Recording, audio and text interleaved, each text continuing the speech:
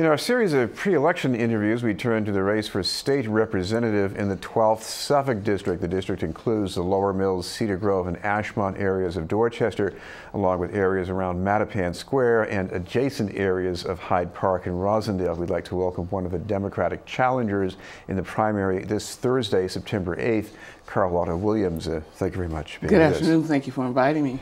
I want to talk about your background a little bit. Let's talk because about one of the things you've done for a while now is you've worked with Boston Healthcare for the Homeless. Yeah. Talk about what you've been doing with that and how that prepares you for being state rep. It's a wonderful organization. I've been with them well over 26 years, and basically I started off as a case manager, then I was promoted to a benefits coordinator. And basically what I do is I help disabled homeless citizens get on Social Security benefits to hopefully improve the quality of their life. But also with that comes many challenges in terms of finding affordable housing. So it's good that they have health care, but it's always a chore and it's extremely difficult to find affordable housing. So this means that you can probably find your way around the budget too. Absolutely, absolutely. I have had experience in a wide variety of categories. I grew up in a small business in Columbus, Ohio. My father had a little convenience store. So I am familiar with small businesses and what it takes to work to make it successful and effective. I've had experience in child welfare through DSS, which is now called Department of Children and Families. So I've done a lot of that, longtime member of the Boston branch of NAACP. I was also their educational chair. So I wear multiple hats, multiple hats, and a former member of the Boston Parents Organizing Network, which was an advocacy group to teach parents how to advocate for their children in the Boston public school system. Well, this is a district where people have a lot of concerns about school quality. Yes. What would you like to do about that? Well, I'm pro-public education. That's for obvious reasons. I went to a public school. But I understand it is a very difficult issue, a very hot button issue. And my stance is I want to support the parents. I want to support the parents if they have a child or children in the Boston public school system. And I'm also hoping that whatever the decision is of the electorate about charter schools will be able to move forward. And just through a combination of different types of learning styles, different types of schools that are offered, parents can locate the best system for their children. We're talking with Carlotta Williams, a Democratic challenger for state rep in the 12th Suffolk District. What about that referendum on charter school expansion? Would you vote yes or no? Well, at this point in time, my district is a lot of children of color. And it's tough. On one side, the parents should have the right and the advocacy to look for what best suits their child.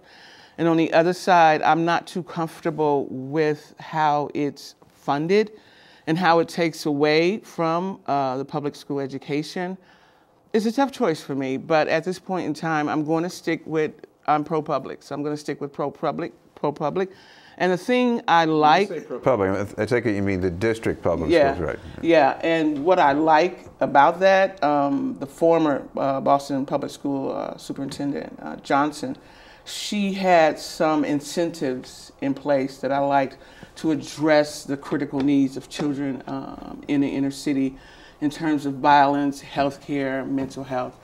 And now that we have a new superintendent, I don't see it or hear that piece is still in the plan to address all the issues of Boston Public School students.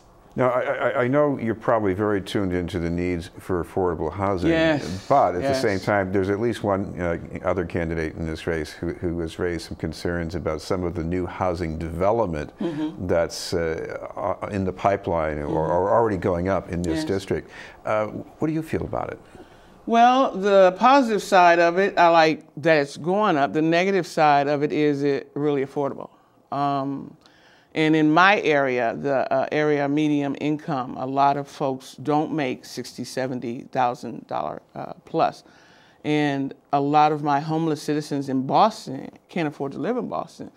So I think somewhere there's between a rock and a hard place, we have to go back to the table, We have to figure it out to find out what can be done and how it can be done, because I think all citizens in this city deserve affordable housing. Well, there's one issue that has also caused some division up in the State House among the state reps, and that's about letting the city have the right to increase the supply of alcoholic beverage licenses, especially, let's say, for restaurants. Now, maybe Mattapan is sort of underserved for this. What do you think? Well, in terms of economic development for Mattapan, I would like to see a nice sit-down restaurant come to Mattapan, along with the liquor license. But I think it's going to take a lot of planning, and I think it's going to take a lot of ideas at the table. And I think it's going to take some time and a plan to map it out to see who would be willing to take on that challenge. One of the other things that people are certainly talking a lot about in this race is police relations. How would you like to affect that as a state rep? Well, I've been able to go to several local community meetings when they were discussing the body cameras. And I know it's a contentious issue with the Boston Public Police Department Union. And I'm just grateful we don't have those major issues that we're seeing around the country. And I'm hoping if they put in the prevention before it happens, those issues can be looked at.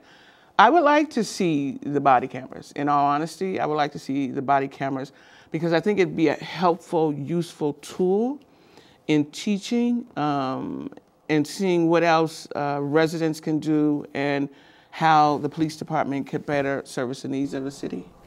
Of course, one other issue I'm sure you have also been very well versed in, and that's about response to substance abuse. There have been some initiatives that have taken shape this year. Anything else that you would like to see done? Well, that's a tough issue. If you've ever been on Mass Ave in Albany, it's a very eye-opening experience. And if you haven't been there, I strongly suggest you take a walk through there one morning or one late afternoon. I know there was local nonprofits trying to increase beds availability since the closure of Long Island. And that's been a difficult process at this time. And I am for increasing more beds. The $10,000 question is, where do we put it? Because a lot of individuals are going through the NIMBY, not in my backyard. And I think people or citizens who are interested or who want to come off drugs should be offered an opportunity to get clean. But the question is, where do we put those beds? And no one wants them in their backyard at this point in time. Would you want them would you want them as a next door neighbor? Interesting question. So, people would like some more information about your candidacy. You have something on Facebook, maybe? Yes, a good friend of mine set up a Facebook account, and it's Carlotta Williams, 12th Suffolk State Rep. Thank you very much for being with us. You're welcome. Carlotta Williams, the candidate for a state representative in the 12th Suffolk District in the elections this Thursday. Yes. In a moment, a support group started for survivors of sexual abuse.